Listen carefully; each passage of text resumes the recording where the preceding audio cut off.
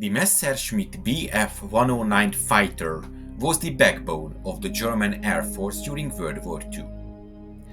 It first saw operational service in 1937 during the Spanish Civil War, and it was still in service as late as 1945. Numerous variants were produced in Germany to serve for over 8 years with the Luftwaffe.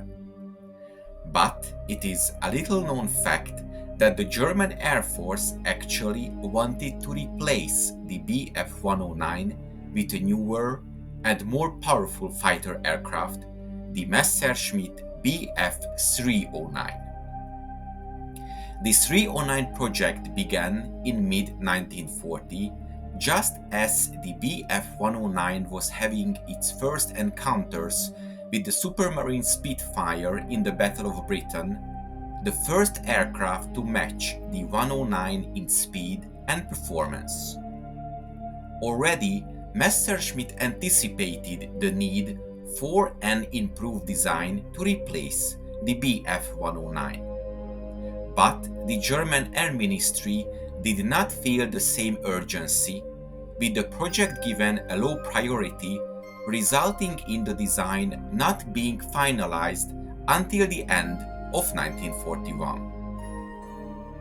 The new fighter had many novel features, such as the tricycle landing gear and a pressurized cockpit, which would have given it more comfortable and effective high-altitude performance. However, the low government interest in the project delayed completion of the first prototype until the spring of 1942, and the first flight actually happened only in July the same year. The Me-309 was about 50 km per hour faster than the standard Bf-109G, but not exemplary. In fact, the Bf-109G could outturn its intended replacement.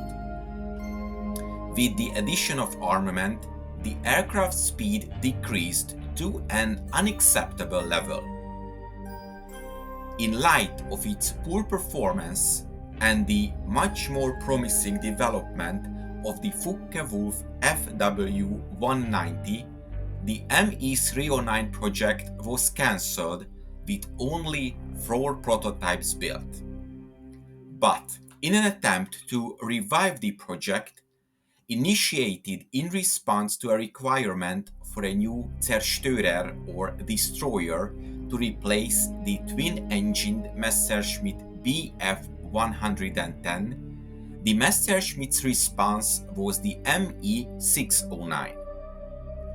In order to meet the requirement of a new design in a minimum of time and with a minimum of new parts, the failed Me-309 project was used as the basis of the new fighter. The Me-609 would have joined 2 Me-309 fuselages with a new center wing section.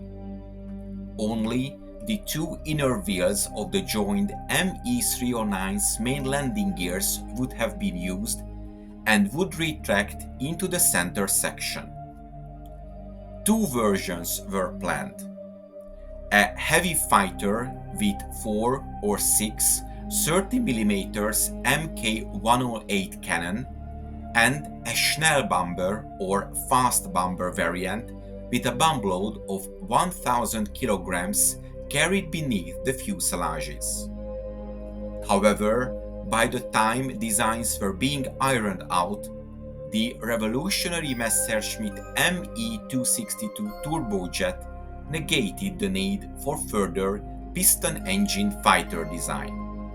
Thus, the Me-609 project was no longer pursued after 1944.